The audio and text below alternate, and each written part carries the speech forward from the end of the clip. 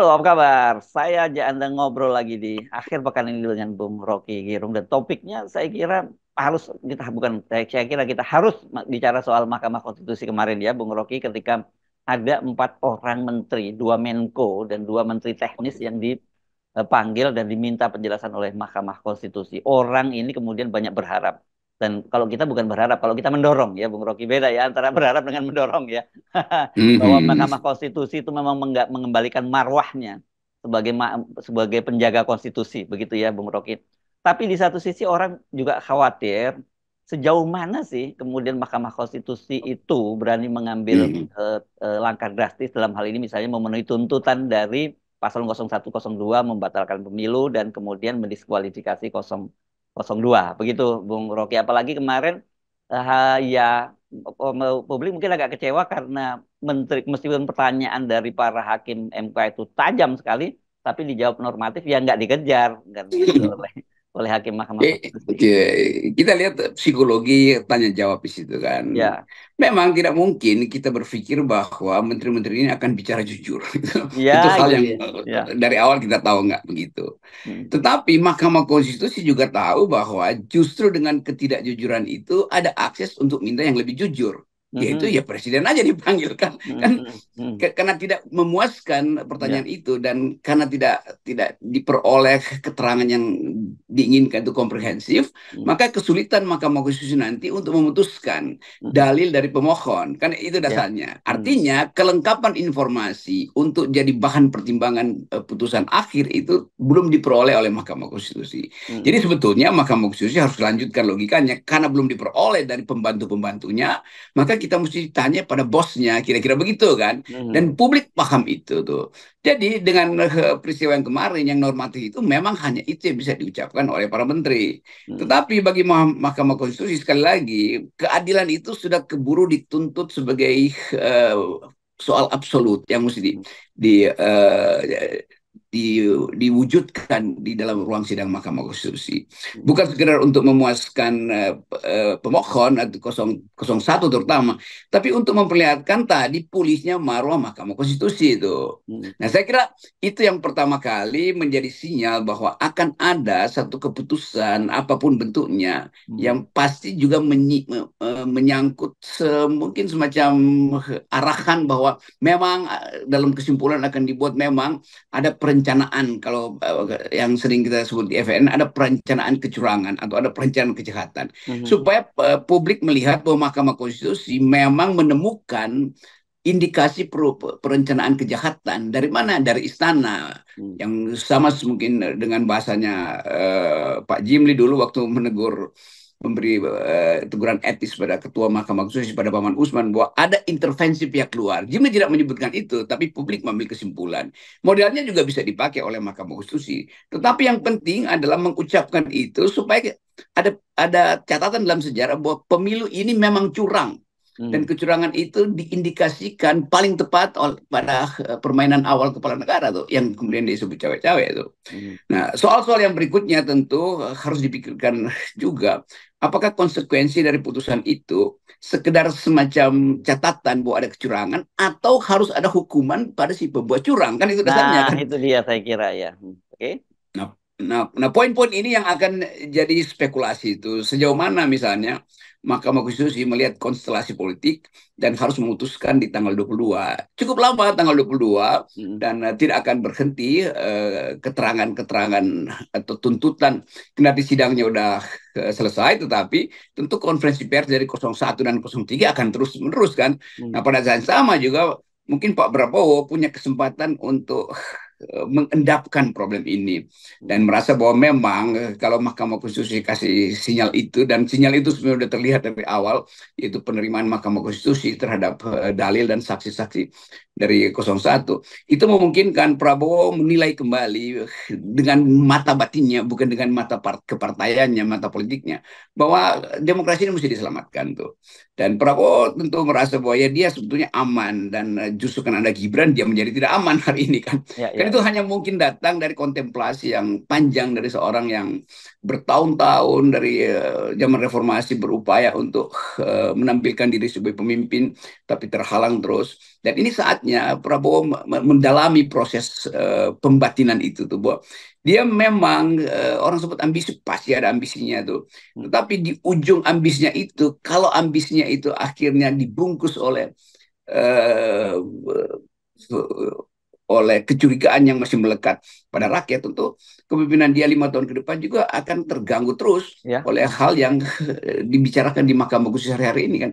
Jadi ini juga di ujung-ujung masa puasa ini juga ada kesempatan diberikan oleh alam semesta untuk semua berpikir bahwa kejujuran itu tetap ada tuntutan tertinggi dalam politik. Kalau kalau 02 selalu ngotot nggak ada kecurangan, ya itu terlalu berlebih. Itu mesti ya, memang ada kecurangan dan kami refleksi itu.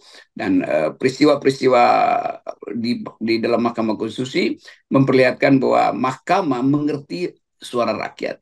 Mahkamah mengerti bahwa apa yang tadinya samar-samar bisa diperlihatkan secara perlahan-lahan melalui saksi-saksi ahli di Mahkamah Konstitusi. Walaupun juga kita mengerti bahwa Mahkamah tentu akan berhitung resiko politik yang panjang demi bangsa ini. Kalau keputusan dia itu menjadi kontroversi juga tuh. Tetapi apapun sudah didalilkan dari awal bahwa Mahkamah itu ingin memperhatikan hal-hal yang kualitatif, itu bukan sekedar yang kuantitatif. Ya. Jadi itu dasarnya kenapa kita percaya bahwa keputusan Mahkamah nanti bagaimanapun akan bersifat progresif, Ya. bahkan mungkin revolusioner. Ya, ya, ya. Revolusioner, tapi saya kira ada kompromi-kompromi ya, Bung Rocky ya. Ya, Ya, ya, karena dan kelihatannya kalau kalau kita mau terusin ya, kalau melihat realitas hari ini kan sebenarnya kemarahan yang luar biasa publik itu adalah kepada Jokowi dan keluarganya. Kan itu sebenarnya ya, Bung Rocky. Tapi tentu Mahkamah Konstitusi juga harus kita memastikan, saya kira putusannya tidak bisa pure murni pertimbangan hukum, tapi pasti ada faktor politisnya, begitu kan? pasti itu. Dan dalil-dalil yang diajukan oleh 01 terutama, yaitu diskualifikasi, Hmm. eh, Pemilu ulang. perhitungan ulang suara, Hmm. memang itu mungkin bisa dibayangkan bagaimana kontroversinya nanti dan Hmm. bagaimana persiapan balas dendam oleh Jokowi misalnya tuh. Dan Jokowi lagi menyusun kekuatan justru karena Jokowi juga menghitung kalau itu ternyata secara nekat diambil sebagai keputusan, tentu dia selesai sebelum Oktober Hmm. masa jabatan. Karena begitu mulai ada perhitungan atau pemungutan suara ulang, itu pasti opini publik udah berbalik tuh. Nggak mau lagi, mau dikasih BLT apapun, tidak akan lagi memilih Ya. Gibran di Hmm. dalam konstelasi itu. Dan tidak memilih Gibran artinya perhitungan ulang, bisa betul-betul Prabowo justru yang akan mengalami kesulitan, karena Hmm. itu menguras lagi energi dia untuk menyusun kabinet. Dan itu juga tentu dipertimbangkan oleh Mahkamah Konstitusi, karena tentu Mahkamah Konstitusi secara intuitif menganggap bahwa ya susah memang untuk membuktikan bahwa atau untuk membatalkan hasil kemenangan Prabowo itu. Kalau hasil kemenangan Gibran masih bisa dibatalkan melalui dalil-dalil prosedural kan Ya, itu kan. ya, ya. Tapi Personal, kalau pada ya, ya. Prabowo agak susah itu karena Hmm. Prabowo nggak punya kesalahan prosedural tuh. Hmm. Jadi sekali lagi Mahkamah akan agak kompleks untuk mencari semacam jalan alternatif atau jalan ketiga tuh. Tetapi tetap harus ada jalan ketiga, dan jalan ketiga itu yang akan memberi sinyal bahwa legitimasi Jokowi itu udah selesai itu. Apalagi legitimasi Gibran, begitu Jokowi disebut sebagai ikut bertanggung jawab Hmm. atau paling enggak terindikasi memanfaatkan kekuasaannya, itu artinya harus ada keputusan Gibran mau diapain.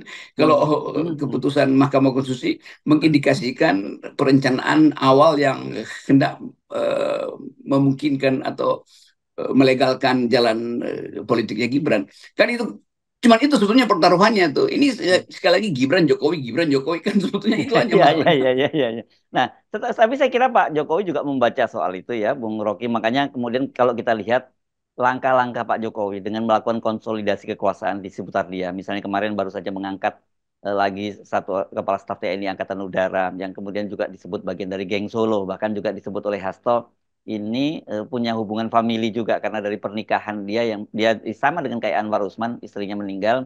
dan kemudian dia menikah lagi, tapi kali ini menikah dengan keluarganya Ibu Iriana. Itu ya Hasto menyebutnya seperti itu kan. Nah, jadi ini kan kelihatan bahwa dia mulai membentengi diri dia kan. Kepolisian dia kuasai ajudannya, ini juga ajudannya, kemudian juga kepala staf Angkatan Darat dan juga Panglima TNI kan juga orang dia. Kemudian Pak Jokowi sudah memerintahkan Ibu Sri Mulyani untuk berkoordinasi dengan pemerintahan berikutnya berkaitan dengan APBN. Itu kan kalau ngomongin begitu kan sebenarnya nggak etis juga karena sampai sekarang sebenarnya belum ada yang disebut sebagai calon pemerintahan sementara Iya. sambil yang definitif itu kan gitu. Itu juga hanya menunjukkan kepanikan aja kan, bahwa Hmm, seolah-olah ingin dipercepat pelantikan Prabowo sehingga hmm, Sri Mulyani harus berkomunikasi dengan Prabowo. Kan di pikiran Sri Mulyani dia disuruh berkomunikasi dengan Prabowo itu. betul. Dan Hmm, Pak Prabowo juga merasa bagaimana mungkin hmm, secara legal saya belum ada. Jadi kekacauan orientasi Jokowi itu terlihat pada gerak-gerik dia hari-hari ini yang betul-betul tidak terkendali itu kan. hmm, Dia berupaya untuk mencari backup dari militer, tetapi backup itu backup yang kelihatannya nepotisme. Justru dia hmm. akan makin jadi sasaran tembak itu, bahwa ngapain mesti nepotisme lagi itu, padahal sebetulnya lakukan aja semacam hal yang normal itu, bahwa pemimpin itu pemimpin TNI dalam semua angkatan itu ditentukan bukan oleh presiden tetapi oleh meritokrasi atau sistem profesional di kalangan angkatan masing-masing kan. Itu lebih enak. Nah, ini terang-terangan buat Hasto ini sasaran empuk lagi itu, dan daftar kelicikan Prabowo itu akan diucapkan lebih sering oleh publik. Jadi Pak Prabowo Jokowi, atau Jokowi?